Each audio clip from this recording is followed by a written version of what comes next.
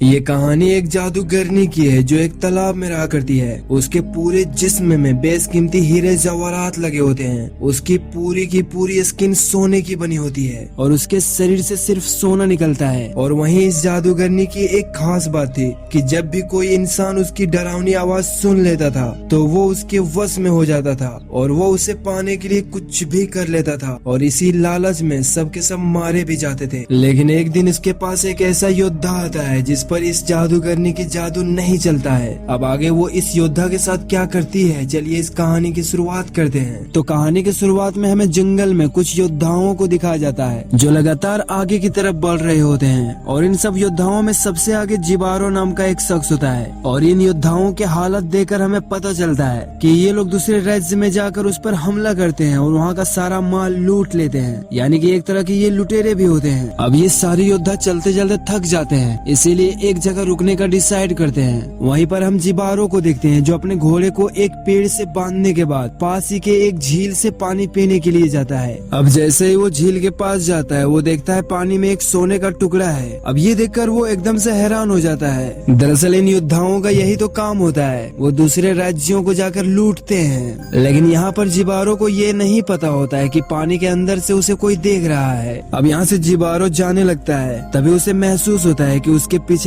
कोई है। और अचानक से वो पलटता है लेकिन वहाँ पर उसे कोई नहीं दिखता और वो यहाँ से चला जाता है। और तभी पानी से एक गोल्डन लेडी निकलती है जिसका नाम सायरन होता है। अब यहाँ पर सायरन एक अजीब सी डरावनी डांस करना शुरू कर देती है। अब डांस करने के बाद वो जोर से चिल्लाती है। अब उसके चीखें सुनकर यहाँ पर जितने भी सोल्जर होते हैं वो उसके तरफ खींचे चले जाते हैं। दरअसल उसकी आवाज से मंत्र मुक्त हो गया है। और जब वो सारे लोग सायरन को देखते हैं तो हर कोई उसे पाना चाहता है और उसी को पाने की चाहत में ये सारे लोग उसकी तरफ आगे बढ़ने लगते हैं। और यहाँ पर ये सारे योद्धा एक दूसरे को मारने लगते हैं और इनके तलवार से ही यहाँ सारे लोग मारे जाते हैं। और जितने लोग बच गए होते हैं वो पानी में डूब जाते हैं। और यहाँ पर सिर्फ एक ही योद्धा बचता है और वो होता है जिबारो। अब सायरन जिबारो की तरफ जोर से चिल्लाती है लेकिन उसकी डरावनी चीख से जिबारो के ऊपर कोई असर नहीं होता। और हमें यहाँ पता चलता है कि जिबारो बहरा होता है, उसे सुनने की शक्ति नहीं होती। अब ये देखकर सायरन एकदम हैरान हो जाती है क्योंकि आज तक कोई भी उसकी वो डरावनी सी आवाज सुनकर जिंदा नहीं बचा था। लेकिन उसकी ये मैजिकल आवाज जिबारो के ऊपर कोई भी असर नहीं हो रहा था। अब यहाँ पर सायरन को लगने लगता है कि उसका जादू खत्म हो गया है और इसीलिए वो पानी के अंदर चली जाती है। वहीं दूसरी तरफ जिबारो भी काफी ज्यादा डरा होता है क्योंकि उसके सारे साथी मारे गए हैं। और तभी सायरन पानी से अपना सिर बाहर निकालती है और वो जिबारो की तरफ देखने लगती है। दरअसल सायरन को लगता है कि उसके अंदर कोई खास बात है जिसकी वजह से उसका मैजिकल वॉइस उस पर कोई भी असर नहीं किया। और तभी हम जिबारो को देखते हैं जो अपना घोड़ा लेकर यहाँ से भागने लगता है। लेकिन कुछ दूर जाने पर एक पेड़ से टकरा जाता है और वहीं पर वो बेहोश हो जाता है। अब कुछ देर के बाद वो फिर से होश में आता है और अब यहाँ से वो अपना सफर पैदल ही तय करने लगता है। अब चलते चलते जिबारो काफी ज्यादा थक जाता है, इसीलिए वो नदी के किनारे रुकने का डिसाइड करता है। और इसके बाद रात होने पर जिबारो यहीं पर सो जाता है। और तभी यहाँ पर सायरन आ जाती है जो ये जानना चाहती है कि आखिर जिबारो के अंदर ऐसा क्या है जिसकी वजह से उससे मेरी आवाज से कुछ नहीं हुआ। वो बेचैन है जानने के लिए। अब यहाँ पर जिबारो एक तो डेफ होता है, इसीलिए उसे सायरन के प्रेजेंट होने के बारे में कुछ भी पता नहीं होता। यहाँ पर सायरन भी उसके बगल में ही सो जाती है। अब अगली सुबह जिबारो सायरन को अपने साथ सोते हुए देखता है और वो उसे देखता ही रह जाता है। दरअसल उसकी पूरी बॉडी सोने की होती है और हीरे मोती जेवरात से उसकी पूरी बॉडी ढकी हुई होती है जो कि दुनिया में सबसे ज्यादा बेशकीमती चीज है। और तभी यहाँ सायरन भी उठ जाती है और वो यहाँ से जाने लगती है। लेकिन जिबारो उसे रोकने की कोशिश में उसका हाथ कट जाता है क्योंकि सायरन की पूरी बॉडी सोने की बनी हुई होती है। हालांकि यहाँ पर जिबारो समझ जाता है कि ये दोनों अलग अलग दुनिया से हैं और साथ ही वो अपने हाथ में लगे गोल्ड को बाहर निकालता है जिससे खून निकलने लगती है, जो इस बात का संकेत होता है कि इस रिश्ते में सिर्फ खून खराबा और मौत है। लेकिन जिबारो के मन में सोना चांदी हीरे जवाहरात के लालच आ जाता है और उसी लालच में वो उसका पीछा करना शुरू कर देता है। और सायरन भी उसे अपने तरह अट्रैक्ट कर रही होती है। अब नदी के किनारे आते ही जिबारो अपना तलवार नीचे रख देता है। यहाँ पर सायरन भी देखती है कि उसके आंखों में मुझे पाने का जुनून है। और अब ये दोनों एक दूसरे की तरफ बढ़ने लगते हैं और जल्द ही ये दोनों एक दूसरे के सामने आ जाते हैं। अब यहाँ पर सायरन जिबारो के होठों में किस करती है और उसके होठों से खून निकलता है जो इस बात का संकेत होता है कि ये दोनों एक दूसरे के लिए लिए नहीं बने हैं। लेकिन वही जिबारो अपने सोने मोती हीरे जवाहरात का लालच पूरा करना चाहता है, जबकि सायरन अपनी लस्ट को पूरा करना चाहती है। दरअसल ये दोनों एक दूसरे के करीब इसलिए आए होते हैं क्योंकि इन दोनों के मन में अपने अपने लालच हैं और ये दोनों अपने बारे में बिल्कुल भी नहीं सोचते। और तभी जिबारो अचानक से उस पर हमला कर देता है और उसे बेहोश कर देता है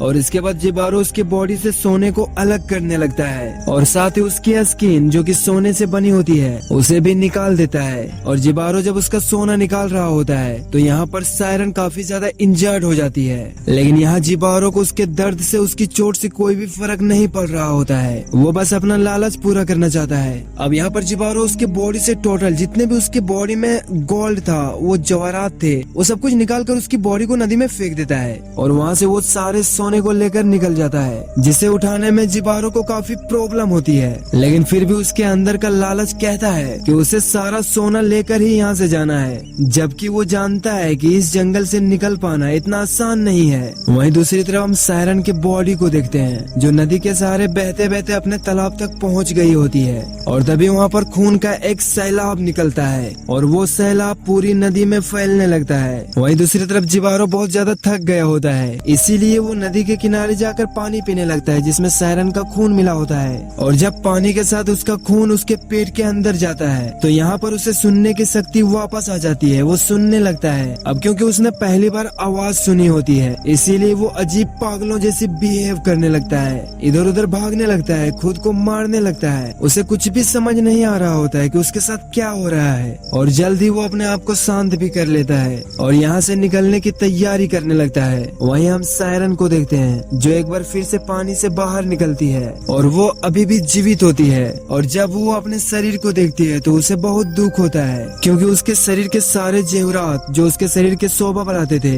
जो उसकी बॉडी की खूबसूरती बढ़ाती थी और साथ ही वो जिस पर गुरूर किया करती थी, वो सब कुछ जिबारो उसके बॉडी से निकाल कर यहाँ से चला गया है और साथ ही उसका गुरूर भी टूटता है। वो सब के सब जिबारो लेकर जा चुका है और इसी के साथ उसका भरम भी यहाँ पर टूट जाता है। दरअसल उसे लग रहा था कि जिबारो उससे मोहब्बत करता है, लेकिन अब उसे पता चल गया है कि जिबारो सिर्फ सोना चांदी जवाहरात के लिए उसके पास आया था। वहीं हम जिबारो को देखते हैं जो नदी के किनारे ही होता है। अब सायरन उसे देख लेती है और यहाँ पर वो दर्द के कारण चिल्लाने लगती है। अब क्योंकि जिबारो सुन सकता था इसीलिए वो उसकी आवाज की तरफ अट्रैक्ट होने लगता है, वो चाह कर भी अपने आप को नहीं रोक पाता। अब सायरन उसे देखकर और भी ज्यादा जोर जोर से डरावनी आवाज में चिल्लाने लगती है, जिसे सुनकर जिबारो उसके तरफ घूमता हुआ डांस करता हुआ आगे जाने लगता है और अंत में उसका भी वही हश्र होता है जो उनके साथियों के साथ हुआ था। वहीं पानी के अंदर हम काफी सारे स्कल्स को देखते हैं जिसे देखकर हमें पता चलता है कि सायरन यहाँ पर हजारों लोगों की मौत का घाट उतार चुकी है। लेकिन अब सायरन के पास कुछ भी नहीं बचा, जो उसके शरीर के साथ साथ उसकी जो ज्वेलरी थी जिस पर वो गुरूर करती थी, वो सब कुछ अब उनसे छीन चुका है। दरअसल दोस्तों, हमें इस कहानी के जरिए आज के जमाने को दिखाया गया है जहाँ पर एक दूसरे से लोग किसी न किसी लालच, किसी न किसी कारण से ही जुड़ा हुआ है। जिस तरह जिबारो सायरन के पास गया क्योंकि उसे उसका हीरे मोती जवाहरात चाहिए था बस, वहीं सायरन भी उसके पास इसीलिए जाती है क्योंकि वो भी अपना लस्ट पूरा करना चाहती थी और इन दोनों के मन में सिर्फ अपनी अपनी लालच था और कुछ नहीं। इसीलिए बुरे काम का बुरा अंत ही होता है दोस्तों। जिस तरह जिबारो को सोने की पाने की चाहत थी, उसने सोना तो पा लिया लेकिन वही सोना उसके मौत का कारण भी बन गया। वही सायरन जिसने हजारों लोगों की जान ली है और उसकी एक शिकार ने उसी का ये हालत कर दिया है